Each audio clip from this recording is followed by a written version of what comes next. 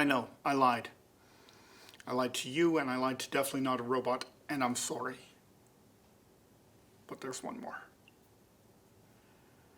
Let's pretend that you're in California and I'm in Canada.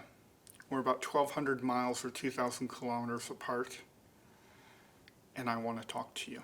The speed of sound is about 10 times faster than a not crazy person would drive. So it's going to be 2 hours before you hear what I have to say, and another 2 hours before I can hear your response.